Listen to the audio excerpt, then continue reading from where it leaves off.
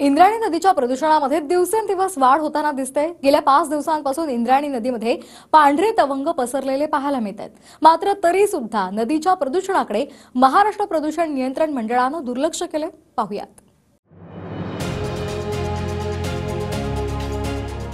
मंडळी, तुम्ही पाहताय ती कुठली हिमनदी नाहीये, ही आहे आळंदीतील इंद्रायणी नदी।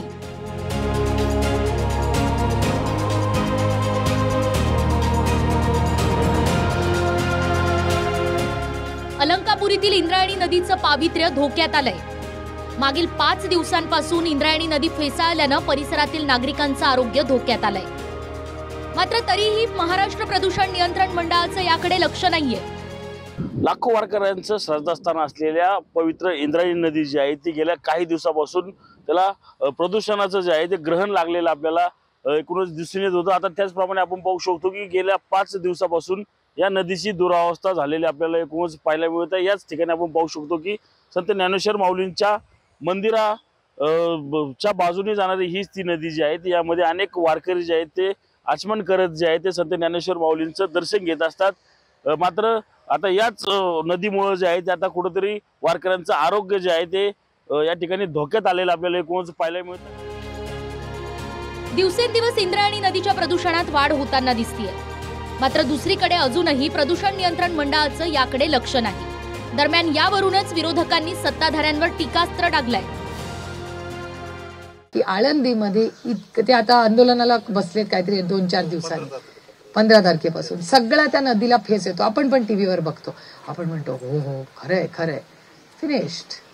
खडकवासल्याला आज आपण जर ऍक्शन नाही घेतली तर 10 वर्षांनी मला तिथे बसायला लागेल। तुम्ही आळंदीचा तोपर्यंत गेम ओव्हर झालेला असेल, मला इथे खडकवासल्यात बसायला लागेल। इंद्रायणी नदीचा प्रस्ताव डीपीआर केंद्र सरकारला पाठवलाय।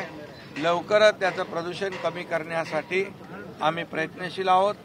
जसं हे डीप क्लीन ड्राईव्ह आहे तसं नद्या शुद्धीकरणाचा देखील प्रकल्प राज्य सरकारने टप्प्याटप्प्याने हाती घेतलेला आहे।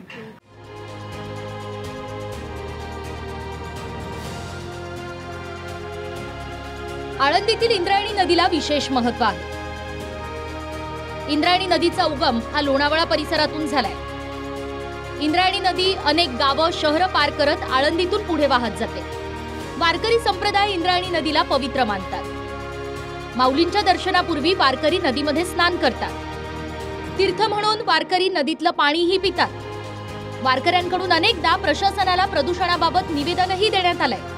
निवेदन देऊनही महाराष्ट्र प्रदूषण नियंत्रण मंडळाचं मात्र दुर्लक्ष झालंय।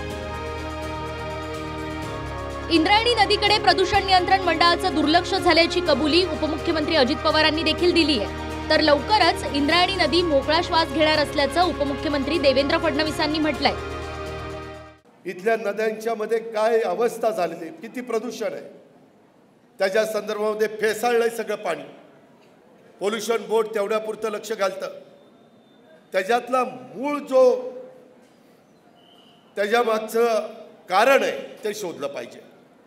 आपली शहरं पुणे शहरं वाढल्यानंतर सीवरेज ट्रीटमेंट प्लांट STP त्याला शॉर्ट फॉर्म आहे ते करायला पाहिजे। कारवाई चालू आहे त्याच्यावर, पण हे जे नदीचे कार्यक्रम असतात की नाही, नदी कृती कार्यक्रम हे काही वर्ष 2 वर्षाचे नसतात, याला वेळ लागतो। आता आपण इंद्रायणीच्या तीरावर म्हणजे ज्या नगरपालिका आहेत, महानगरपालिका आहेत किंवा उद्योग आहेत यांचं खाणपाणी जाऊ नये याकरता वेगवेगळ्या योजना मंजूर करतोय। त्याच्यामुळे त्याला थोडा वेळ लागेल, पण हे होईल।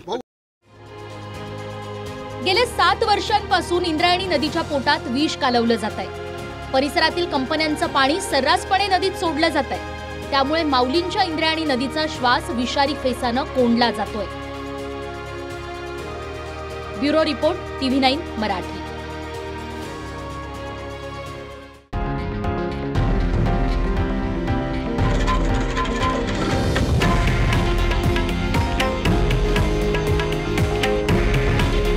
हे आहे देशातील नंबर 1 न्यूज नेटवर्क आणि आपण पाहत आहात TV9 मराठी। काळजी तुमची, हित महाराष्ट्राचं।